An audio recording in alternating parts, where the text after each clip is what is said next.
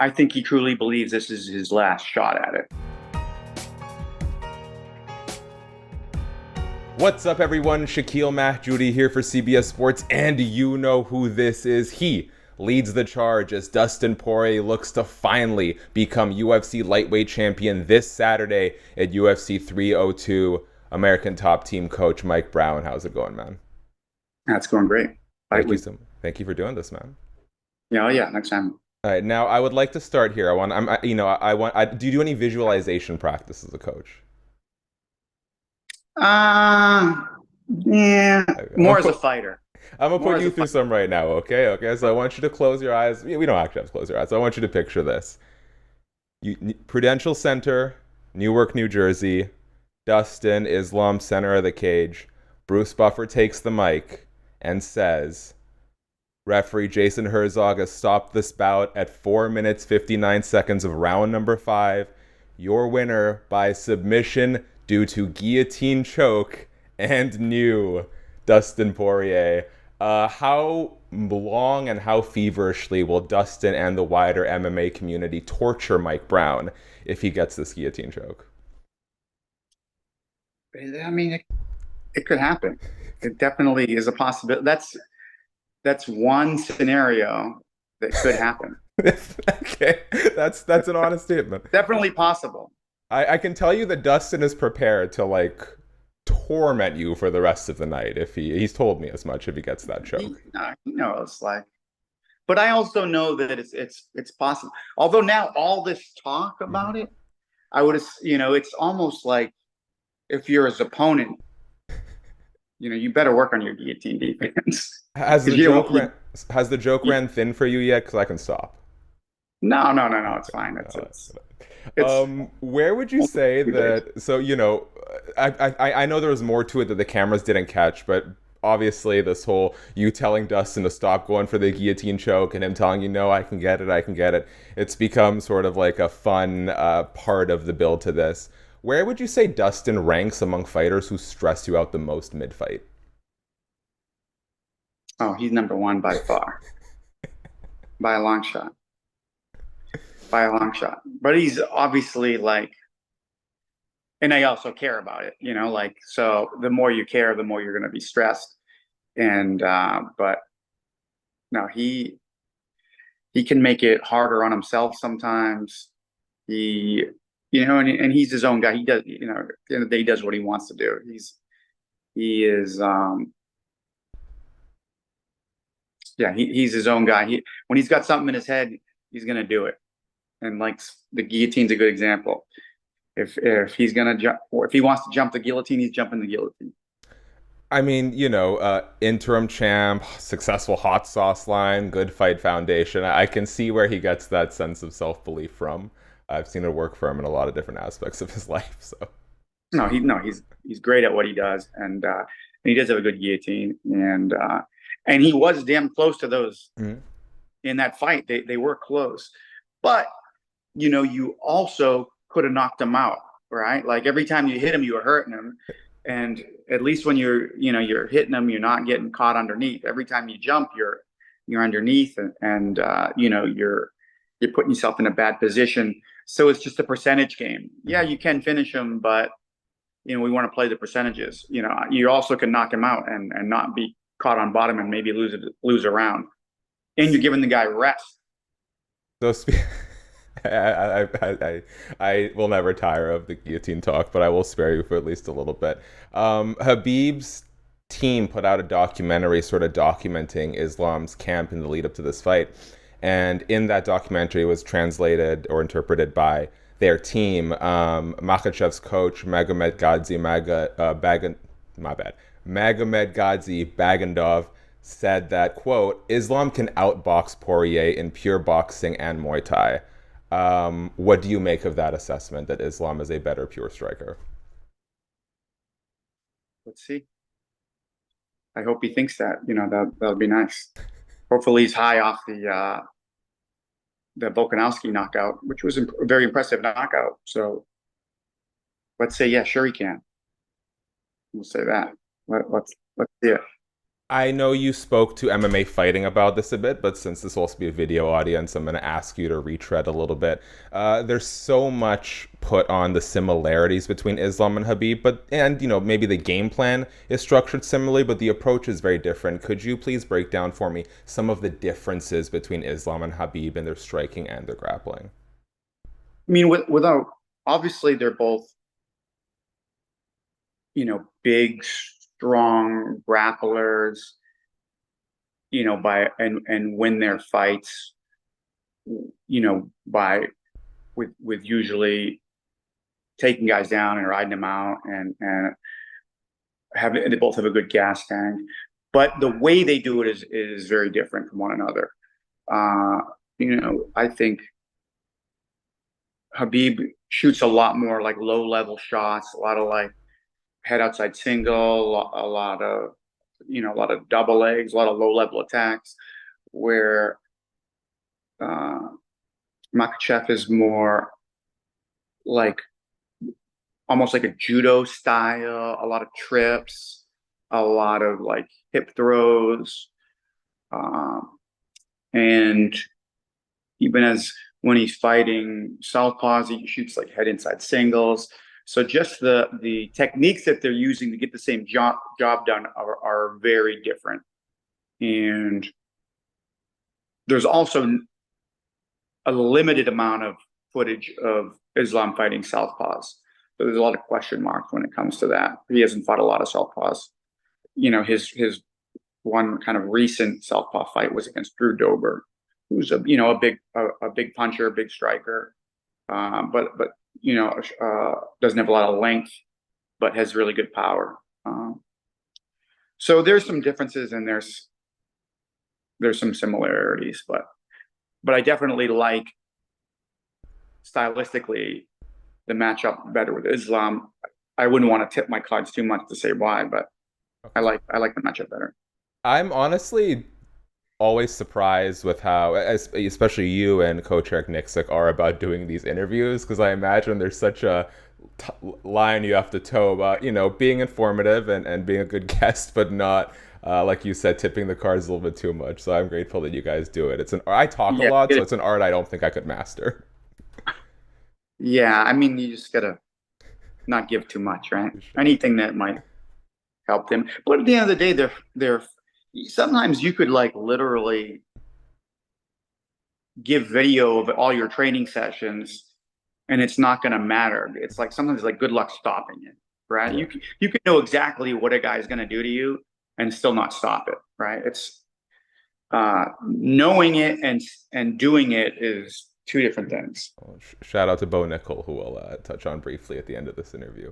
I talked to Dustin late last week, and man, I'm so grateful. He was so candid and so forthcoming about where he was at and what this fight means to him. And one of the things he said, he was, he expressed that he was considering retirement, but he's not dead set on it. But the one thing he did seem very firm on is that, quote, he said, I don't have it in, I'm capable of it, but I don't have it in me to make another world title run. It's now or never. I want to be with my family. I don't want to put myself through this grind again of trying to get to the spot. How would you say Dustin's mentality is impacting him? Sorry, let me reframe that. What's most different about Poirier's mentality heading into this third fight for the world title? I think he truly believes this is his last shot at it. Mm-hmm. Where before he always thought it might be his last shot, but he knew that he had many years left in him, I believe, in those other ones. So, but this one, he knows this is it. This is his last shot at that, undisputed gold, the one thing that's eluded him in this, unbelievable career. And he's beat many world champions, but for whatever reason, just didn't ever hold that undisputed belt. He's obviously that level and very capable of it, but sometimes, luck's going to be on your side. And, in some of those fights that, the important ones didn't go his way, but he's obviously of that caliber and beat many, many world champions. One of the sort of narratives I saw in the comment section of that video from fans was it feels like Dustin is checked out. How do you think this now or never mentality is going to impact him in the lead up and on fight night?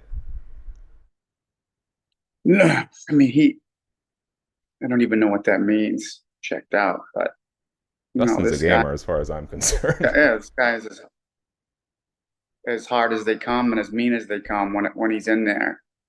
And he's training hard, and he's gifted with elite conditioning and elite power. And he can knock you out in minute 1 or minute 25. So he's never checked out. He's as game as they come, and he's a guy who can win at any time of the fight and will win at any time of the fight. So I would never count him out, and checking out was ridiculous. Forced to guess, do you think this is the last time we see Dustin in the octagon, win or lose? I don't know. I don't know. I don't think I'm not even sure if he knows. Right. I mean, I've heard it before and thought, okay, maybe this is, and several fights ago, I thought that. And, it's after the fight, I think we'll have a better understanding of where we're at.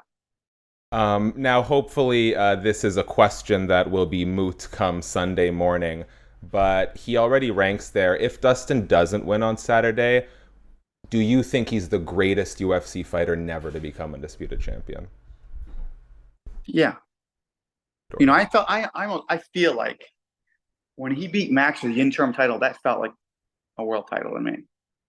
That felt like a world title just as much as any, right? That was against a world champion, against, one of a Hall of Famer, also one of the best of all time,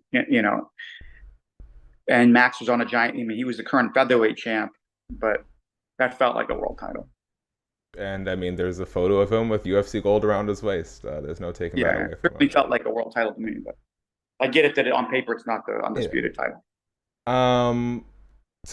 As we start sort of working our way on the back end of this, I did want to pivot very quickly to Bo Nickal. I mean, I still thought relative to where he is in his MMA career, I thought it was a very strong performance against Cody Brundage. Bo was obviously very hard on himself after that fight. And there were some questions about, okay, do we taper the curve here? What was your biggest takeaway from the Bo Nickal fight? I mean, he completely dominated. I barely got hit. I don't know if he got hit. I mean, I think he was hard on himself just because he was so used to, before that, literally everything he tried worked. He had nothing but first round finishes, and every shot he took, he got the takedown. He didn't fail on almost any attempt of anything up to that point. So for him, everything felt like a loss. But that's what you need. You need experience. You need to go to the second round. You need to go to the third round. You need a decision. You need to feel this stuff as you move through. He's very young. He's only fought for, I think, only 2 years now. He's been fighting as a professional. So he's just a baby in the sport. And I mean, he didn't get hit. He dominated nearly every second, and he finished him in the second round. So it was a solid performance, very good performance. But he's going to be hard on himself just because of what it's looked like in the past and where he is now. So he's kind of expecting that himself. But as you move up, that's going to happen. You're going to have some fights that aren't maybe the most exciting, fan-friendly, fight. Not that it wasn't a good fight, but you can't expect every fight is this like one-punch KO. Obviously, this isn't up to you, but how far do you suspect Mateusz Gamrot is for a world title? I feel like the fact that Arman Tsarukyan is now on the precipice, it sort of strengthens Gamrot's case. I mean, he's very close. We know he's close. It wasn't long ago, like recently they brought him in as a backup, right? For the which fight was that? Was that Volk Islam would it have to have been, or maybe? Yeah. So when they're bringing you in like that, I mean, you're there, right? They were bringing him in as like the backup for the title fight. So had somebody got, injured or hurt last minute, then he would have been the guy. So he's right there on that short list of guys that are coming up. What Armin has done is also impressive. So yeah, he's right there. But Gamrot is knocking on that door, and I see he's amazing attitude, amazing, really strong mind, strong will, and trains really hard. This guy really impresses me, and he'll be champ before he's done. I believe that. If Dustin by far stresses you out the most when you're coaching in the corner, who is a distant number 2?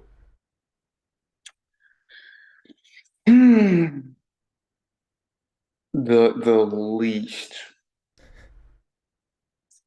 I mean, I guess. Oh, sorry, who's the second? Who stresses you out the second most? I don't even know. But DP's number 1, probably. And then number 2, the least would probably be Kayla. Kayla Harrison, probably. Like, I know she's gonna do whatever you ask of her, whatever. And obviously, like, just who she's fighting and where we're at. I'm just probably I have less stress with Kayla. Do you like quietly thank Holly Holm when she starts grappling with Kayla early in that fight? Couldn't believe it. I'm just like, I'm like, stylistically, she could be our toughest matchup because of her movement, right? If she just moves, it might be really hard to get a hold of her potentially, and I'm like, there's no way she'll tie up with you. Like, she's smart. She comes from a great camp. There's no way she'll do it. I know she does that in her fights, but I'm like, she's too smart to do that. There's no way she does that. And then she did. And I was like, oh, I mean, college level wrestlers. I don't want to go upper body with Kayla. I'm going to get launched. She's so good upper body. You do not want to tie up with her. Maybe Holly had like a Ronda Rousey flashback. It was like, I got that double leg. I'm gonna make it happen again. But no cigar. Yeah, no cigar. This is. Yeah. I mean, the first one she threw her so much, she went like, she got reversed on it, right? She got rolled through, and she's like, "Oh my God, I'm on bottom. What? Oh shit! What a start this is!" And then like had to build back up and get out, but she was all right. I love a fight that sort of like, sort of like circumnavigates expectations. It makes for a fun scrap. Last one, Mike, and I'll let you go here. Excluding Dustin, because he'd be an obvious answer. Who do you think are the next, not in totality, but who are the next 3 American top team fighters who will become UFC champion? I mean, well, Pantoja is already a champion. Yeah, it has to be 3 contenders who you think are like right on the precipice of making it happen. Kayla is an easy one. This is a tough one right now. I mean, we have people right there. The thing is, we also have guys like, after Dustin, it might be either Armin or Gamrot. They're also close. So say Dustin wins it and he retires, it could be like Gamrot or a guy like Armin, right? Those guys are next up to bat for that same title. So you would have to say one of those guys. And then who else do we have that is, because it's not always who's the best fighter. It's sometimes getting your shot. There's a little bit of luck and a little bit of politics sometimes, right? So who is in that bubble where they're close to getting that title shot? Mm, who else do we got? Mm, mm, mm, mm. Uh, I guess there's your three. I'm gonna say Kayla, Gamrot, Harmon. Mike, I would like to leave you with the last word, so I'll do my part very quickly. Guys, thanks so much for checking out the video. Please subscribe, tap the bell, thumbs up. Let us know, who do you think are the next three American top team fighters who will win a UFC championship? What's your prediction for Poirier versus Makhachev? That headlines UFC 302 on Saturday. Mike, thank you so much for your time, first of all. And last, if there's anything you want to tell the people, words of encouragement, something to plug, whatever it is, the floor is yours, man. No, thanks for having me. Enjoy the show.